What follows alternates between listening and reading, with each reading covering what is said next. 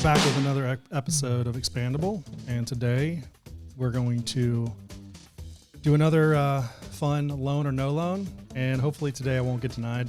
Yeah. But even if I do, I think this would be good. Tell you why. Tell me why, yeah, because I think there's probably more denials than there are approvals. Yeah, and for reference, we're into April of 2023, so sometimes the future of the economy comes into play on approval, no approval on a loan. That's right, yeah. So. And you were saying that banks are probably denying more loans today. Oh, yeah, they're going to revert back and now be, scared of their own shadow. Yeah. Okay, here we go. Here's a scenario. You've got a business owner, entrepreneur, who owns one Subway franchise location. They're renting because that's the way it was set up. So they don't own that building. They have positive cash flow of around $30,000 a month, which I think in the restaurant business is sort of like barrier to entry, maybe $1,000 a day in revenue. They got a business loan still out of about $500,000, which they took to start the business. Then they have they've been in business for about 5 years. And after the third year, being that this is an entrepreneur, can't stir crazy. Okay, this is sort of working. It's positive. He went and started a commercial painting company because he has a friend who's like a lead painter, wanted to not work for this company anymore. Giving you more narrative here just to hopefully get approved. And they started a painting company.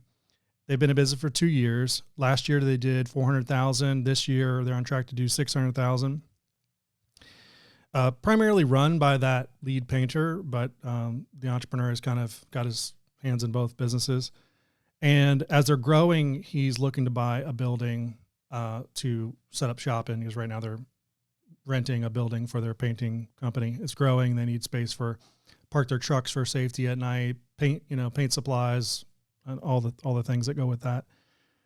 He's got $100,000 for a down payment saved up for that building. Let's stop right there. So, the things that I do like, you've now got a Subway franchise business. So you've had to follow their rules and their things and stay in compliance with Subway. That's a good 5 point. years. So you've got a good track record of following through. So, right then and there, I think, character sounds really good. Yeah. And has got it running assumably well enough, unless you saw financials degrade when they stepped away to do more work on the painting side, that, he was able to get in there, hire good people, and, keep going and take a foot out. So to me, that makes that franchise more valuable when the owner operator doesn't have to be there 80 hours a week. Of course. Yeah. So those are some really good things. And that's 5 years in. Yeah. So those are some wonderful, wonderful things right there. And now you've got another source of income through there. So I would definitely say it's, you've got a ton of positives leading into it. So then it's just the numbers, does it work, and cash flow and percentage wise for the building side and all of that. Okay. But I would say for sure, assuming, doesn't know any bad debts and is upside down and, everything else, that's leading to wanting to approve. Now it's like, no, he can't afford $1 million building, but I may not have mentioned the building's around $400K.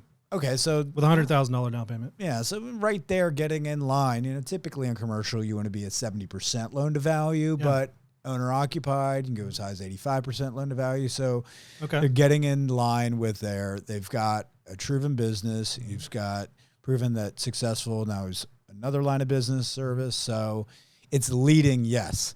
Okay, so there's more paperwork to do. Absolutely, more paperwork, get verifications, and double down. We're actually going to get a yes it's on this leading to it would move for, what knows so far, recommend for approval, and continue on. Sure. Yes, you've got to dot your I's and cross your T's and everything like that. Okay, so let's assume the positive is still true with the Subway kind of foundation he's got going in there.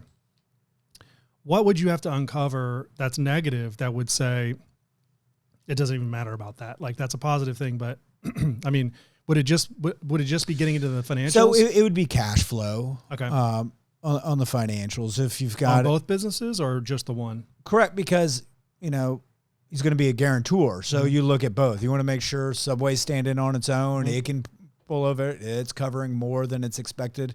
Yeah. $500,000, it's not deteriorating and it needs another $500,000 to revitalize the inside or whatever. Yeah. So everything's been taken care of. You don't see an immediate that's going well. You've got this side going well. It would just be the financials and how, you're hoping that building's going to improve. It's probably cutting costs because they're not having to drive around everywhere. Yeah. They've got a central place of location. It's simpler to meet up. Employees, are they going to staff? Do they, and they may have, do they have more demand for more painting? So this allowed them to have, not only cut costs, but additional new revenue. So there could be, you look at those things, but this is one reason when, I love and hate the word community bank, but yes, loans like this is a community bank because you have to have a bank that, looks into character, understands looks the into neighborhood, these kind of stuff. Understands the demographic. Correct, because what you don't want is it falls directly in that box. Well, how long have you been a painter? Oh, I've been a painter for 30 years. Yeah. Yeah, or 2 years. So if you're not falling into that exact, if you got a major bank, they don't have the time or the resources to look at individually. They're just going to be, our small business loans are going to be credit. They may look at, receivable or, their credit, their credit card, their merchants, and they may be collecting checks or cash. So they're not on that merchant systems. And so, they may not fall in line with those they're just looking at the small business loans the that quantitative major banks part are of going to it, look at. Correct. Not the qualitative part of it where and there's a place for that if you're, a coffee shop and 90% of your sales are coming through credit cards and you need a quick loan and, and they use your credit card receivables, you may have big banks and big fintechs that will have that nailed down. But, something like this, this is community banks' wheelhouses. That's right. They're going to, that's right. Look at both. And that's a great point. That's a really great point because I think that the big banks, they have a business model that's obviously working to a large degree because they're turning profits. And, we don't really know the true, you know what I mean? But it's like, if I'm going to be in the business of selling these notebooks, well, I really know paper, I really know sourcing, I really know, everything that goes into selling these notebooks. I can't get into the business of selling, giving a loan to someone who is a writer who uses these notebooks. I really feel like the business of lending that you're in the community bank space is more complicated. It's more complex because you're both taking the quantitative side and the qualitative side and trying to merge those together into a good decision for yourself and for the the person who's lending. And yes, and to me, that type of lending is the backbone of the United States because we 100%. Do not have that in other countries, and that's what set us apart. So that needs to be continued. We need more small banks you're right. To do those types of loans and industries. Yeah, that's true. I hadn't really thought about it that way, actually. I think that's very interesting because we don't know what we have. We don't know that we have the resource of community banks and all the resources that they have that they bring to the table. I think if you lived in other countries, that person probably wouldn't ever think to go to a bank for a loan. They're probably going to go to somebody higher up in their community that has money and get a personal loan from that. And then it's much higher. It could be a loan shark. It could be, predatory. You were traveling in Costa Rica and you had a story about you met there's a contractor that had a fencing contract. He was building beautiful brick and cobblestone fences for Marriott. He had the contract for 8,000 hectares, building this. Yeah. And I asked him if he, did he borrow money for this? Because he must have a good contract. Yeah. And he's like, no, I don't borrow anymore. If I wanted 100,000, it was going to cost me. Now, this was over a year ago. Sure. So this is before we've risen 400 basis points in 1 year. Yeah.